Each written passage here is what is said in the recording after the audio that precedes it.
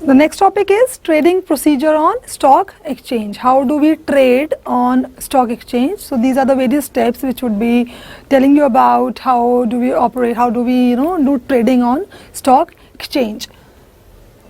Before starting with the steps of the trading on a stock exchange, first we have to understand these 2 points, the two terms which are dematerialization and the depository.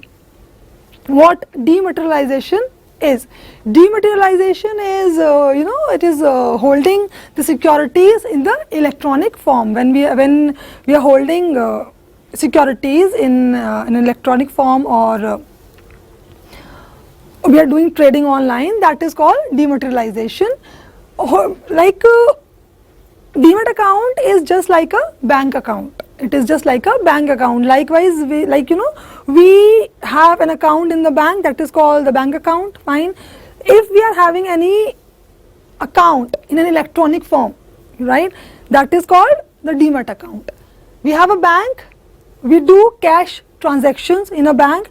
The cash is transferred from one bank to another bank. If we deposit some cash in the bank, then our account is get credited. If we withdraw some amount from the bank, our account get debited, right? Likewise, in demat account, if demat account generally they deal with the transactions related to the securities. The buying and selling of securities is done through the demat account, right?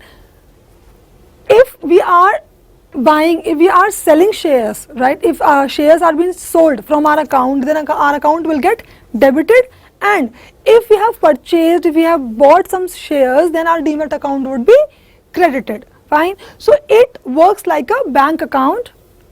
And if our shares, right, our shares are if we are selling or buying shares, if our account is getting debited or credited, that is done through a delivery slip. A delivery slip is issued, and this particular document, delivery slip, is just like a check. It's just like a check, and that should be signed by the demat account holder. So dematerialization is nothing but to holding securities, holding securities in electronic form. Like we hold cash, right? Fine. Similarly, we hold securities in an electronic form, that is called the dematerialization. Fine. Second is depository. What depository is?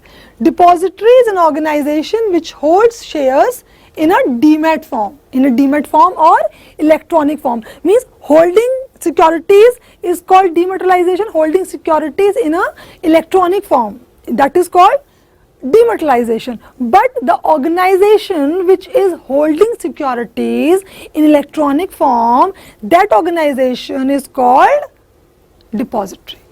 Fine. Similarly, it is quite similar to a bank. As I told you, it is quite similar to a bank. Depository is similar to a bank. Bank holds cash. Likewise, depository holds securities in electronic form. Okay. And depository holds securities in electronic form on behalf of the investors.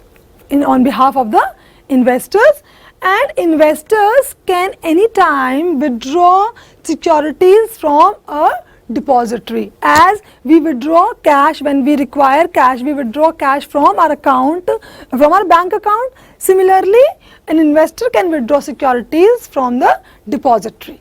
Okay. So depository and a bank, their function are quite similar. Fine. Bank deals with the cash, whereas depository, it deals with the securities in an electronic form. Okay. There are two main depositories. One is NSDL and the second one is the CSDL.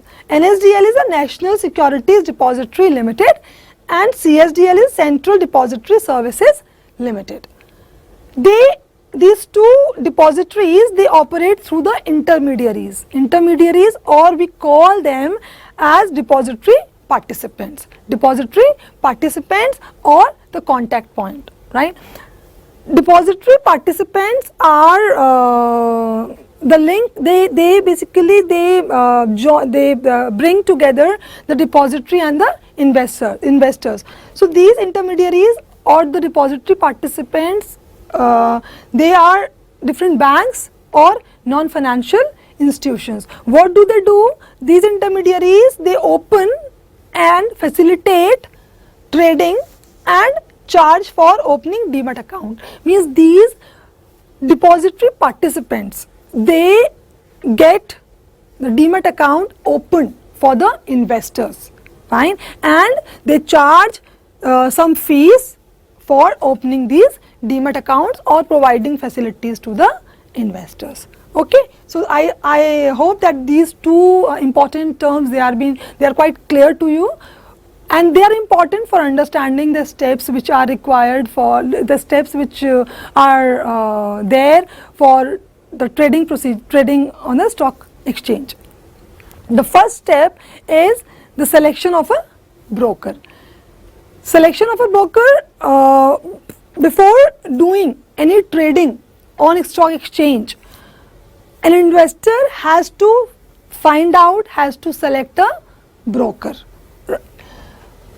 For buying and selling of securities, for this purpose, a person has to that buying and selling is always done with the help of a broker, fine. So as an investor, you have to find a broker, and those brokers who are there on stock exchanges, they are SEBI approved and registered. They are SEBI approved and registered, and brokers, they buy and sell securities on behalf of the investors. So after selecting a broker who is SEBI approved and registered, now you will open a demat account with the depository participants. Now who are the depository participants? Different banks and non-financial institutions, they are the depository participants. We have just discussed about that.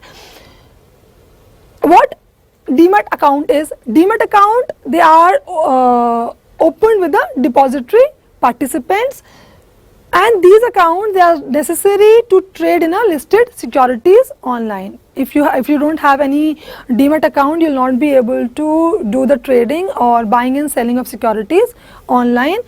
So we discussed depository, they hold securities, and depository participants, they open demat account, right, of the investors. So you will see that these depository participants, they interact, they provide a link between the depository and the investors, fine. So depository and investors, they don't interact directly, but they interact with the help of these depository participants, and for this purpose, depository participants, they charge some amount or some fees from the investors, fine. Third point, after opening a demat account, an investor has to place the order. Investor has to place the order for buying and selling of securities, right? So once demat account is opened, then investor will place the order to the broker, clearly specifying the price range and security code. Price range and the security code for the respective sale and purchase of securities, fine. After placing the order, conveniently